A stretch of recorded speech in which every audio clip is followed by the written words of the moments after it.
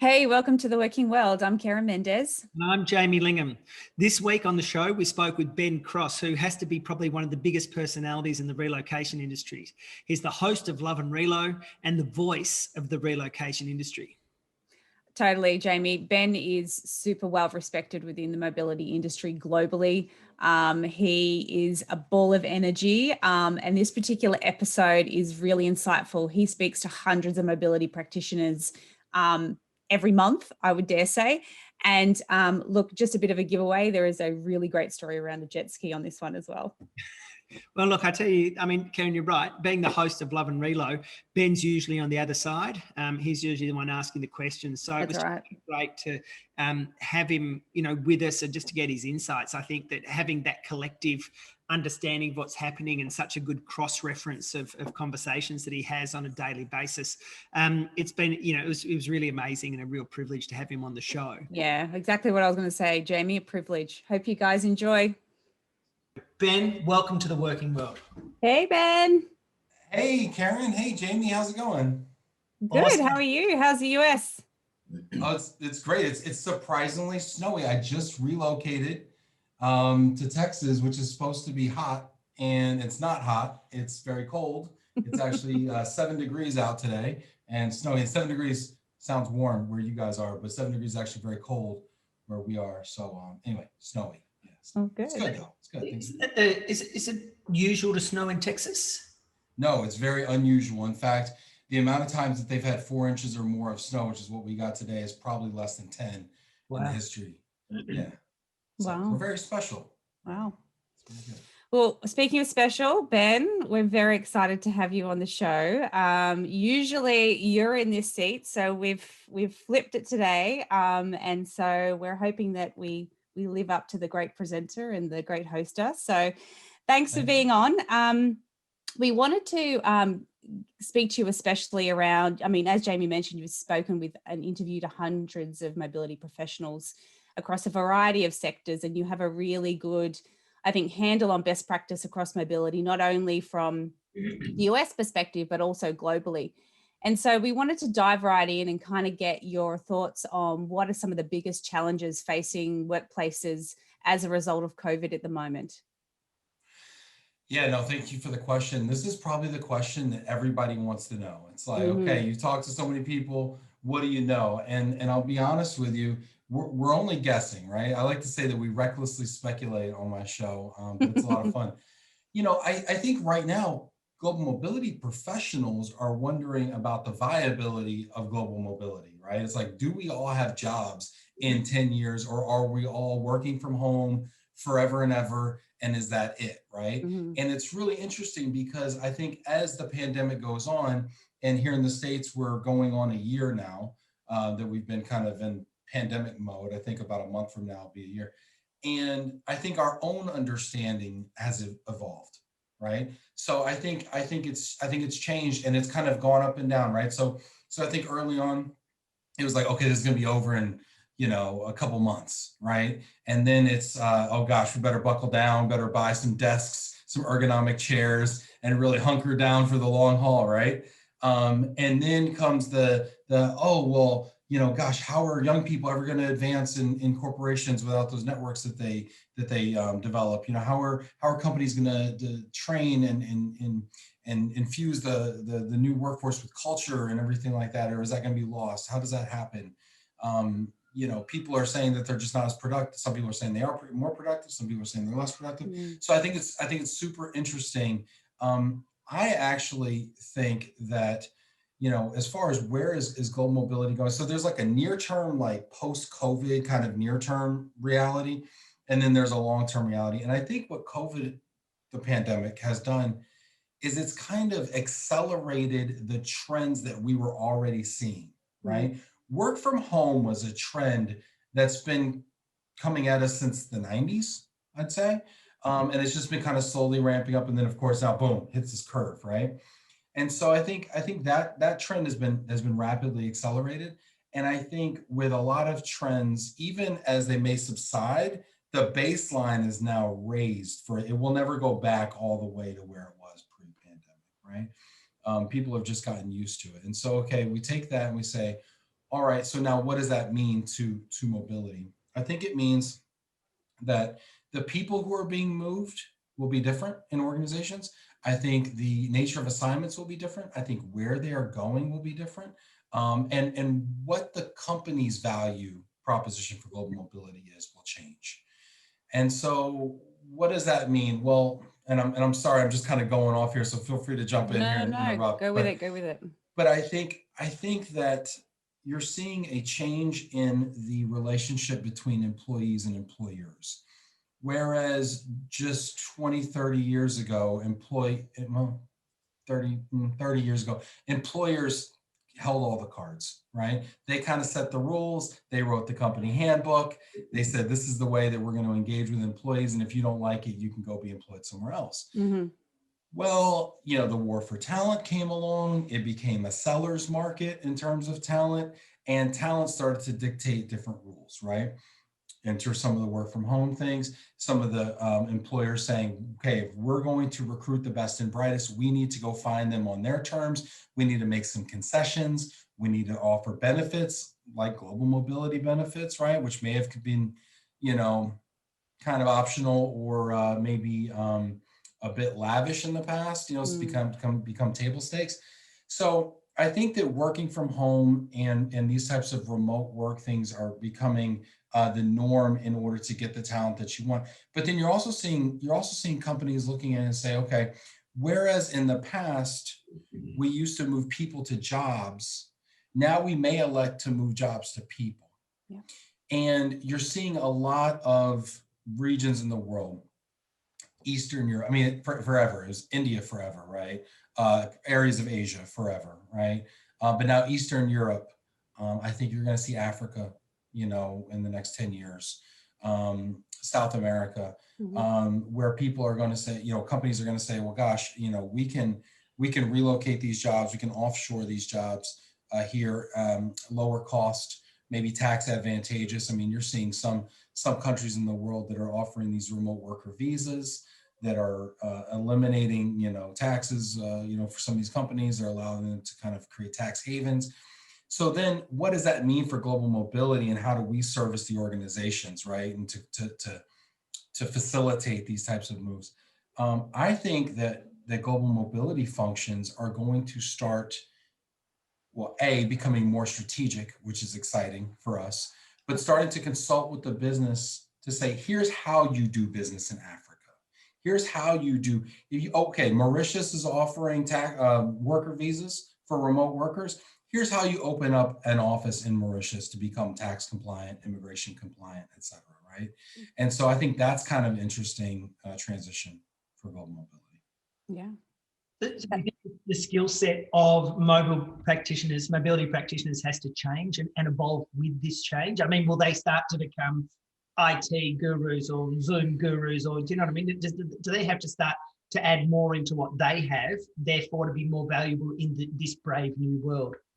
Well, what I think is interesting is I think the global mobility practitioners are some of the most talent diverse people in the organization already, right? They already wear the immigration hat, the tax hat, the logistics hat, the housing hat, so many hats already. Yeah, just like stacked.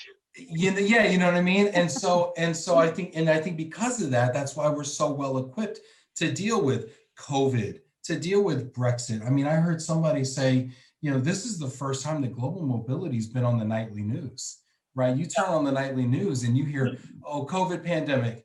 Well, global mobility handles that, Brexit, right? Brexit is a global mobility problem, right?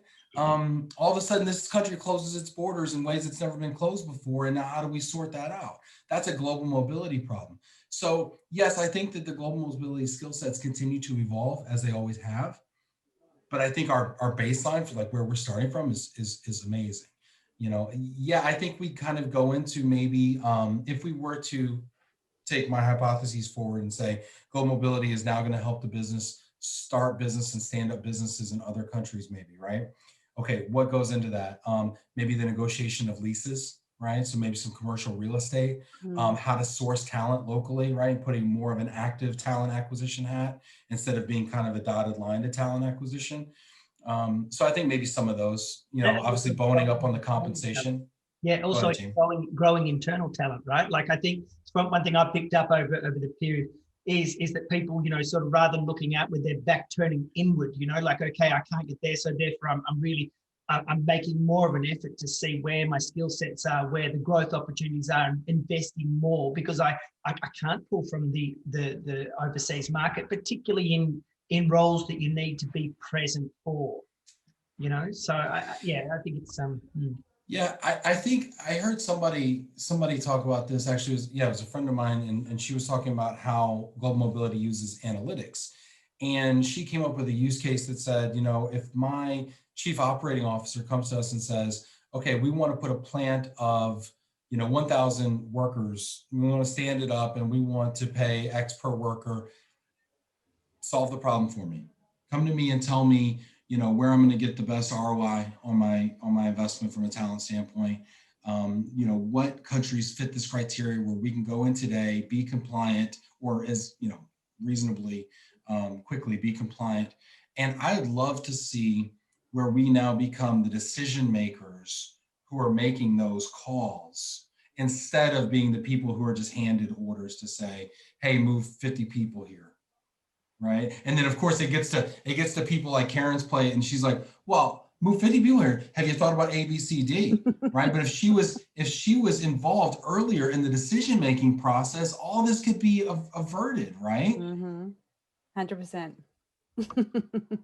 She's laughing, right? I feel like you might have been on the receipt of those orders. Have you been sitting here with me? Am I reading the files on your desk right now? Is that your question? A lot of organizations are starting to bring their employees back into the office. And so they're reverting back to the normal, or the new normal, so to speak, and going back to old ways, I think, as you referred to it earlier, is starting to creep back in. And then the narrative, I think, is coming from a lot of line managers around, you know, trying to get back to the old ways of working, having, you know, people in the office, getting that networking happening. And I'm wondering how successful organizations are finding that. And then I'm wondering how big of a shift has already been made in the minds of a lot of high-performing talent around, do you know what? It actually doesn't suit me to go back in the office anymore. I actually prefer to be at home. And so are we going to find that war on talent and attracting that best and brightest is now even harder for organizations, because they actually just don't want to go back to the office anymore? They want that flexibility. And so what are you hearing from some of the people you're talking to around that? Oh my gosh, it is so interesting, because this is such a personal problem, such a personal preference problem. And it deals with human beings, it deals with our nature, it deals with habits, right? What's the saying? It takes 22 days to form a habit. Yeah, we've been going on 11 months. 22, right? 28, you know, 90, whatever. There's all different methods out there. Whatever it is, we're there. We're past that. We have formed over. Yeah. It's not a habit. We are calcified. We are like you know, we are statuesque in our habits right now. So what's going to happen is somebody's going to send a memo out and say 2 weeks from now you're expected at your desk. And so a habit that's taken 12 months to form is going to be tried to roll back in 2 weeks. And so again, this is one of those kind of ebbs and flows of opinion here. I remember I was talking to a friend of mine. He's a treasurer for a bank. He's been working from home for 6 months. He said to me, he said, you know, if they ever ask me to come back in the office, I'm going to go find another job. That's what he said. You know, he's like, a lot of my jobs can be done remotely. I'm a skilled worker. I sit at my Bloomberg terminal on my computer and I watch the markets and I do what I do. And you know, I'm not going back in. Well, he's going back. He's in the office right now. He's in the office on a week on, week off basis, right? But he's in the office, right? Yeah. I talked to another friend of mine, and they're actually in global mobility. They actually run a global mobility program for a multinational corporation in the United States. They actually own the work from home policy. It is what you would think of as being a forward-thinking company, but they're actually very traditional. And they've said, when this is over, we're all coming back. And they've kind of put a line in the sand of well, first it was April, then it was July. And so it's kind of wishy-washy, but it's going to be in that time frame. And that person told me, they said, my company doesn't know it, but I am no longer in the city that I'm supposed to report to. I am back home. I'm back where I grew up, living with family, closer to family, doing that whole deal. I've been there for 6 months. And if they ask me to come back in, I'm going to not be able to do it. I take them a little more seriously because they have roots there and like they've made a decision. But they actually own the policy for the company, and they are the ones that are supposed to be enforcing this policy, and they are not, they are in violation of the policy. That person also told me they believe that up to 70% of people at their company, if and when they're told that they have to come back to work, will find other employment. They are in one of the top 5 job markets in the country. Wow. They are a technology company, and their people are in high demand. So now if I'm the CEO of that company and I roll this out on Monday, and all of a sudden I hear murmuring on Tuesday and Wednesday, and they're like, oh, screw it, just they're gonna come, whatever, we're gonna call their bluff. And then they start sticking out that first Monday back, 2 weeks in, people start freaking out. Are they going to be willing? Remember I said that employer-employee dynamic has changed? Yeah. What happens when people just don't show up? What happens when half your workforce doesn't show up to work?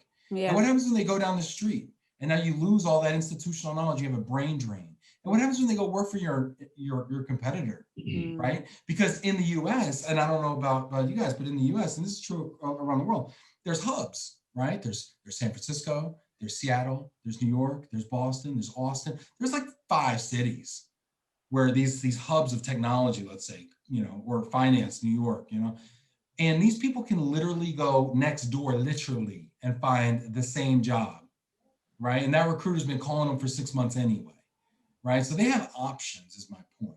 There's not a lot of switching friction here. Yeah. So I think that companies might say they're doing this now, but they really won't. And to my point earlier about my friend who's a treasurer, people might say they're not doing it. And when push comes to shove, they may do it. Yeah.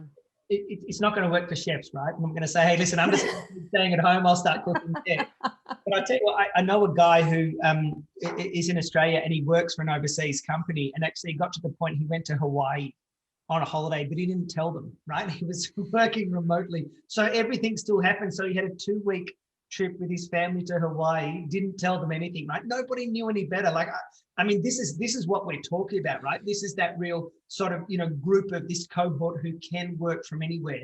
And I suppose what I'm curious about your feedback, Ben, is because you've interviewed people on both sides of the fence, right? Like those, like, you must be in the office. If I'm eyeballing you, you're productive, or I don't care as long as stuff gets done. What do you think I suppose the real, if we're digging a bit deeper, what are the thoughts of those people? What are the fears of those people who need the people in the office? And what are the people who are going like, hey, I'm happy for you to be in Hawaii or Mexico or on Machu Picchu. I don't care as long as the job gets done. What are you seeing the differences in the thought process for both of those? There's smart people who are afraid, and there's dumb people who are afraid, okay?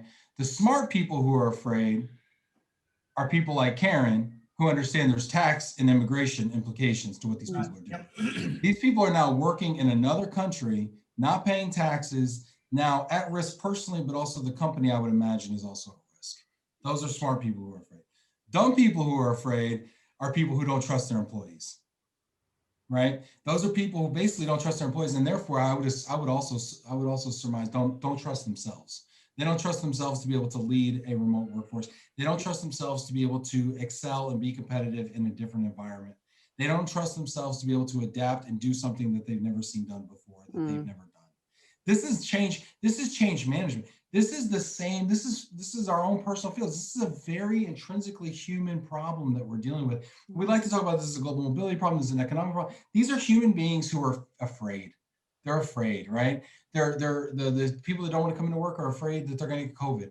The people who are afraid to let their people work remotely are afraid that they're going to not do their work and they're going to screw around on the internet and they're going to be playing with their kids all day and whatever, right?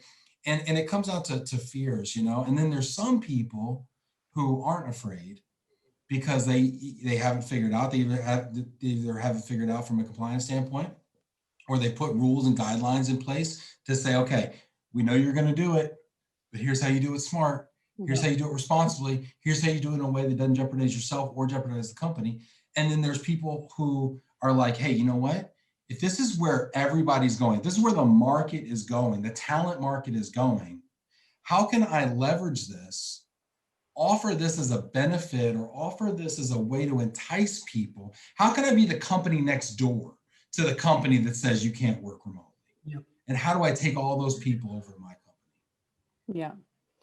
Ben, I was talking to a friend the other day who's looking at workplace layouts. And so it got me thinking about, going back into the office. I've got a fantastic backdrop here. I've got Operation and Pictionary. I can just pull out at any time if I get bored.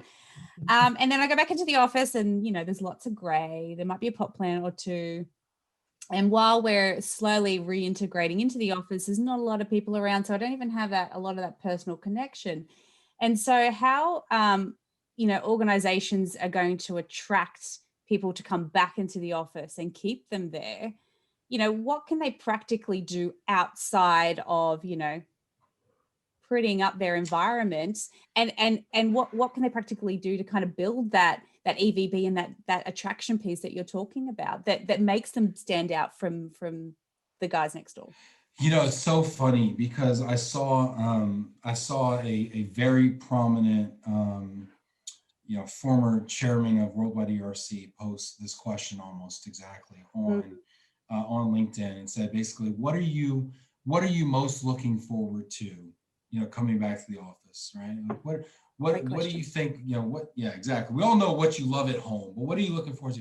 And I said, gosh, peace and quiet. I got a 2 and a 5-year-old. You may hear do a cameo in a moment. I feel you. Yeah, exactly. So man, a little peace and quiet. Gosh, a desk that I didn't have to put together. A printer that's already networked, to a network that is actually secure, with a firewall that works. Gosh, an enormous 5-foot whiteboard that I can just put all my hopes and dreams on. A Keurig that I don't have to buy the coffee for. I mean, gosh, there's, a chair that wasn't made by IKEA, that I can sit in and won't hurt my back all day. And maybe be able to shut the door and know that a 5-year-old's not going to barge in, with a dirty diaper. Mm-hmm. And I say, gosh, you know what I'm really looking forward to? My old office. That's what I want. I want my old office back, And it's it's so funny because, these offices were created in the 70s and 80s, people have offices and doors that close and everything. And then in the 2000s, the tech boom, at least here in the States, these open floor plans and the foosball tables and the kegerator at 4:00 on Fridays. And all this fun stuff that I know, right? You're like, really? All this cool stuff that was going to entice, the best and brightest, right? And then COVID hits and you're like, you know what I want? I want some privacy. I want to be able to shut the door when there's a pandemic. I want all my technology wired in. I want lots of shelf space and this big, stupid credenza that I hated so much for all these years. And I think it's so funny because everything is cyclical, and everything is now. And right now we're coming back to seeing the value of the traditional office space.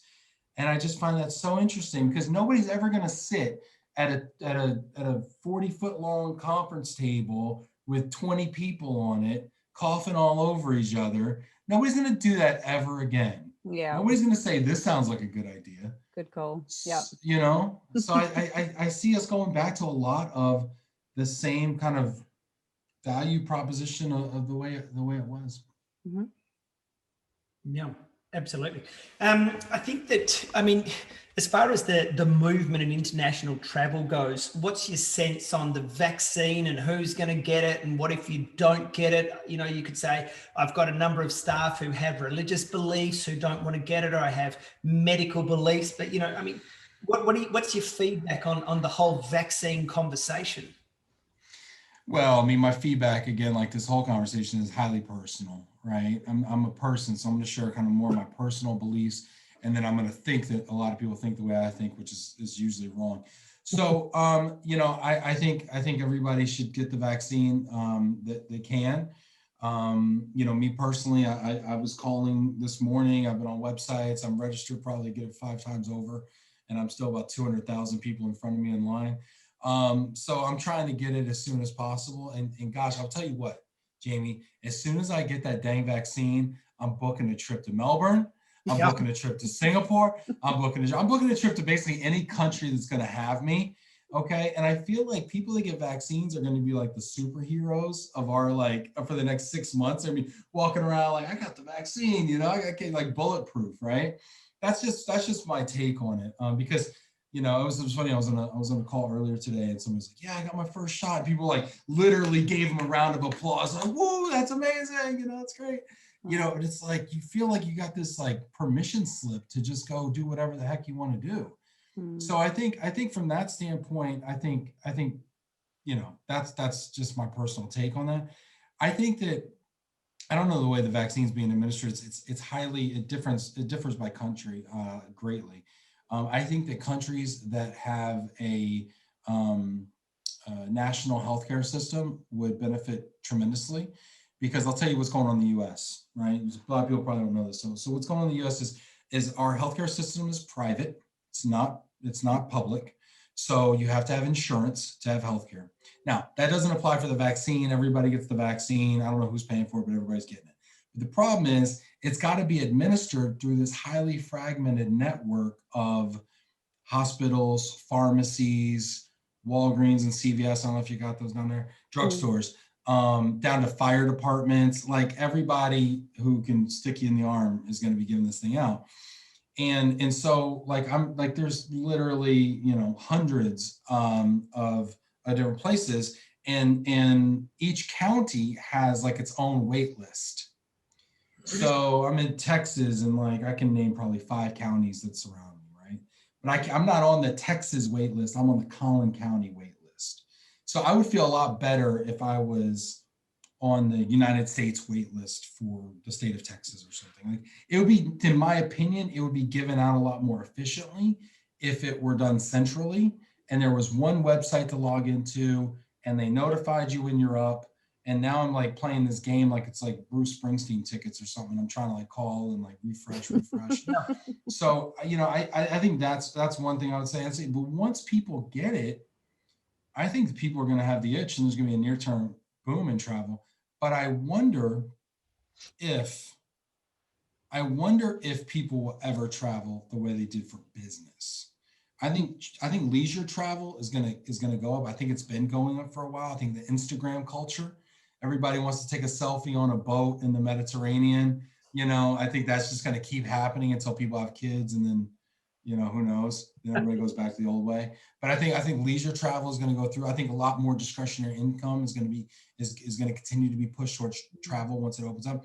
But business travel, me hopping on a plane in Dallas, Texas, and going to New York to do an afternoon's worth of meetings, turning around, coming back, I don't think that that's necessarily going to happen. I was listening to Gary Vaynerchuk, who I'm a big fan of, and he was talking about, he's like, when this first happened, I thought, no, I'm going to need to like be in front of people. I'm going to see people. He's like, but once we all got really super well versed in Zoom and everything, he's like, it's not 100% the same as being there with Keryn and Jamie, but it's like 85%. And it's 85%, and being able to skip the lines at the airport and skip the parking and not be away from the kids tonight and all that stuff, that's pretty dang good. And now, whereas before, if I wanted to meet with Keryn for the first time ever, I'd fly to go see her. Now I've met with her probably 6 times this year or something, and we have a relationship that we never would have had. And I didn't have to ever leave my home to do that. And so I think that the pros really outweigh the cons when it comes to, I think we're more connected in a way. I think we're more connected. Ben, you spoke a little bit earlier around taking the jobs to the people instead of the people to the jobs, which, is a little bit scary, because that's the whole premise of mobility and what it's built on. And I'm a bit nervous from a role security perspective. But what sectors are you seeing? Specific sectors putting this into place?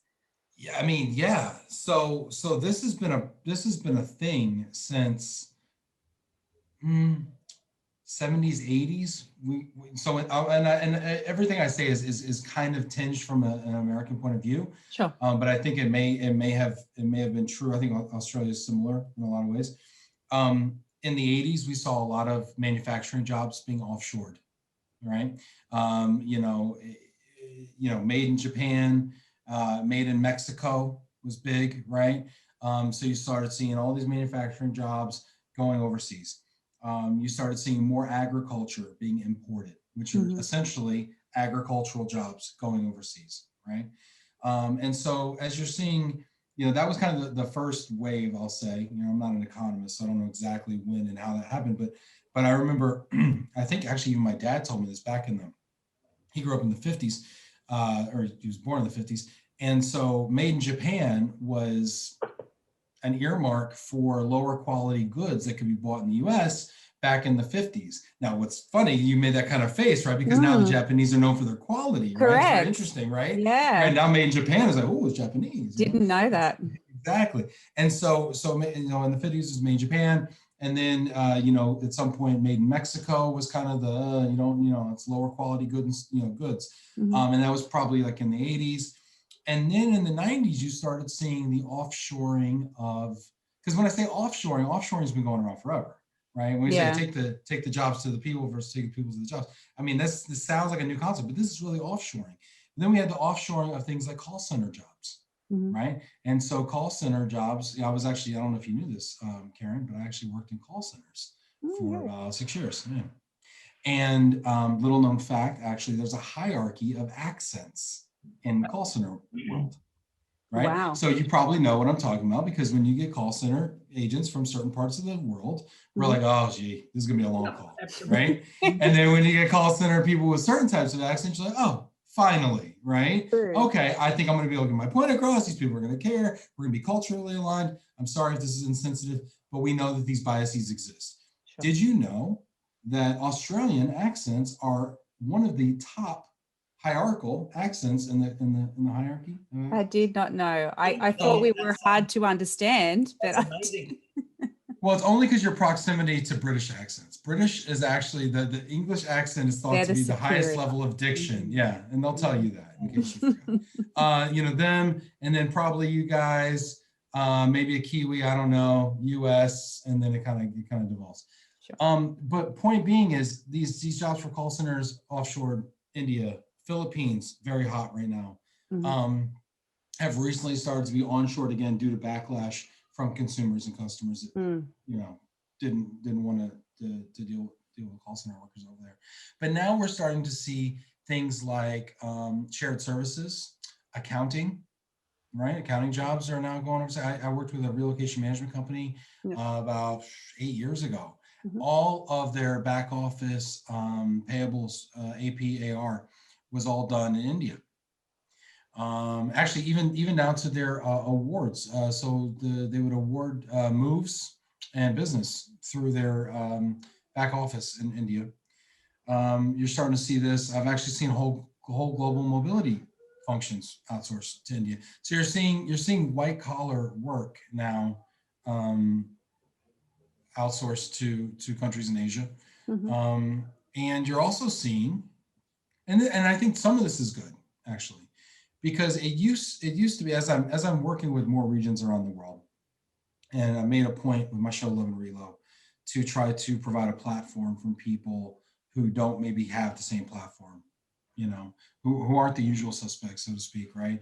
And so we did an APAC, we did a Latam week, we did an Africa week, we kind of went out and we kind of really tried to create space for people. And what I learned as I, did Latam week, which is the first one we did, Latin America week, is that while these professionals down in South America were amazing, they oftentimes didn't make the strategic level decisions for their programs. They were often made in the United States or the European headquarters or wherever the headquarters was, or the US for some reason. And it seemed like a disproportionate amount of decisions were made outside of their region. And so I think in a neat way, you're starting to see a decentralization in some ways. Now, you could argue it's going back the other way, but a decentralization to say, you know what, we're going to let you run your program. We're going to let you guys run, in Brazil, we're going to let you guys run your program.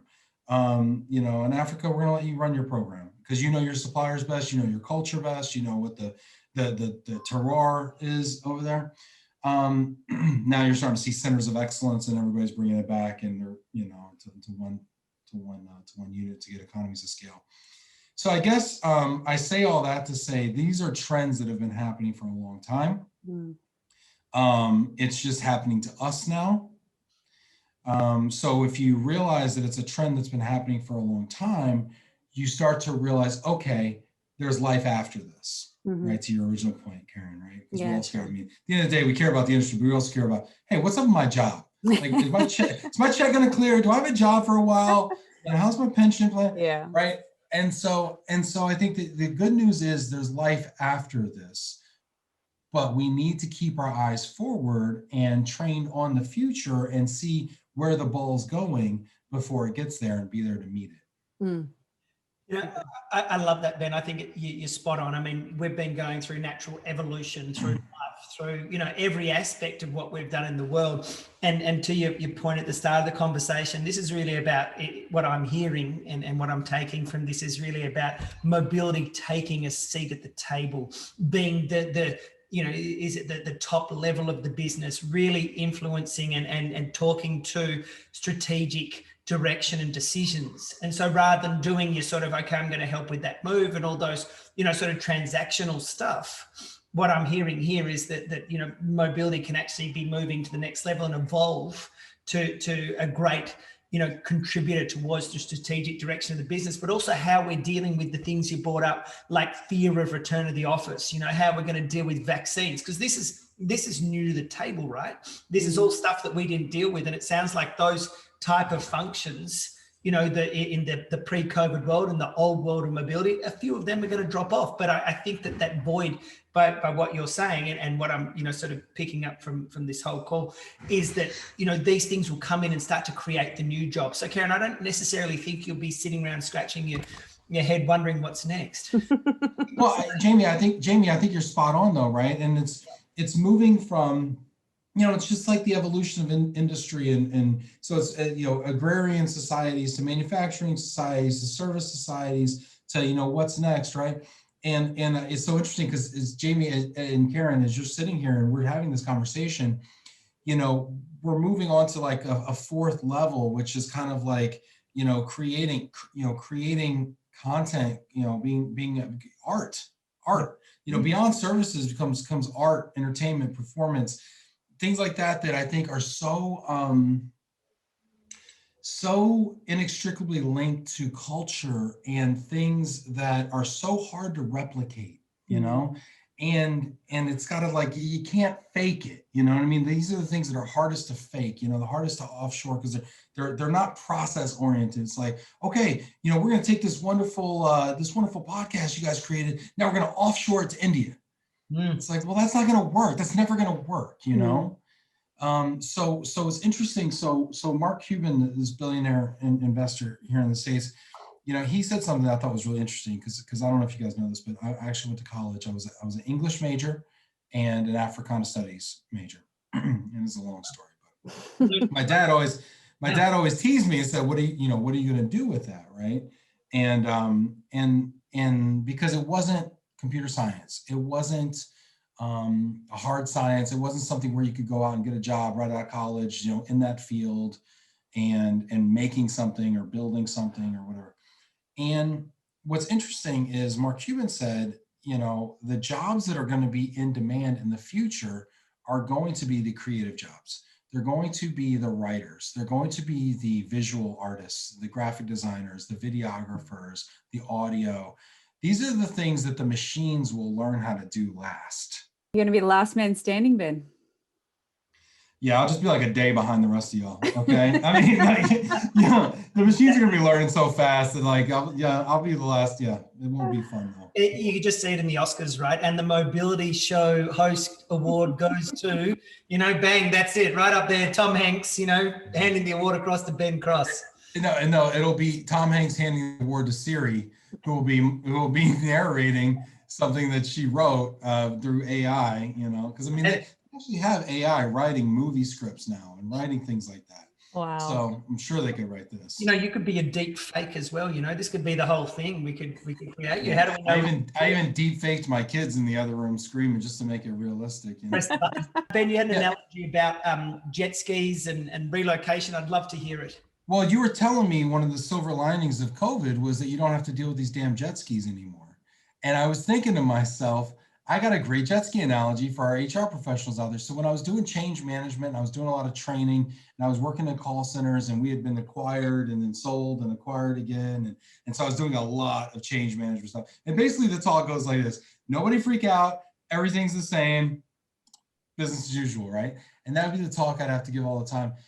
But what occurred to me is it's like riding on a jet ski. Jamie, you ever ridden on a jet ski? Yeah, of course. Yeah. Okay. Have you ever ridden on the back of a jet ski behind somebody? Yeah. Too many times. Have you ever ridden on the front of the jet ski? You ever driven it as well? Yeah. What is the difference in the experience driving versus riding on the back? Completely different. Completely. One's in control, one's in mercy. One you're holding on for life, right? You're holding on for dear life. And the other one, you're just like loving it, just going, can I shake this person off the back? Yeah. And that person's thinking, do I really trust this person at the front? Yeah. And they're like, no, I don't. And it takes like a half a second to say no. It was funny because I asked Keryn, have you ridden on a jet ski? She's like, too many times. On the back, too many times. I've driven once. On the back, too many times. And you're right, Jamie, you're having such a blast driving the thing. And that's what change is all about in an organization. The person who's leading the change, the visionary, the acquirer, whoever it is, the change agent, is loving it. They got the wheel, they're having fun, they're just like, it's open water, and they're just like, floor it, baby, let's get there fast. And the people in the back are like, holy crap, slow down, stop. And that is what change management is all about. So as we're the people, oftentimes people like us are oftentimes the people at the whiteboard convincing the people who are hanging on for dear life, hey, nothing to worry about. This is gonna be great, it's gonna turn out fun, it's gonna be a lot of great. We have to understand that they are white-knuckled, hanging on for dear life, and we have to be empathetic and understand that they are afraid for their livelihood very in a very real way, while we're just playing games up here and just pushing the pedal to the metal. So just having a ball. Beautiful. Yeah. I love it. Great. So take that with you next time you go through some change in your organizations and realize that everybody's afraid for their life. So when I was younger, I used to live up in Port Douglas, which is north of Cairns, the top of Australia. And we used to go get jet skis, me and a mate. And we'd often have one on the front, one on the back. And the whole game was to, as you come in as fast as you can to a turn, to push back and make sure you like eject the person off the back. So that was our change management, right? So is there trust? No. Was there fun for the driver? Absolutely. Did the person in the back cop it? Definitely. So your change management strategy is basically to fire everybody and start over. Just to say, shake off the back, right? If you're still whipping up to the curve, we're tight, Let's hope none of your employees are watching, Jamie. Change management, Jamie's change management, half the people must be gone for it to be successful. Exactly. You're not doing it right if they're still on the back. And Ben, if you haven't finalized your logo for GLOMO yet, I definitely think it should be a jet ski. Yeah, that's awesome. Ben, look, it's been such an absolute pleasure to have you on the show. I mean, if you if anyone out there doesn't subscribe to Love and Relo, I'd suggest you do it. If you want some unbelievable advice and some great strategic help with your business, go to GLOMO, obviously Ben's business there. Massive shout out to it.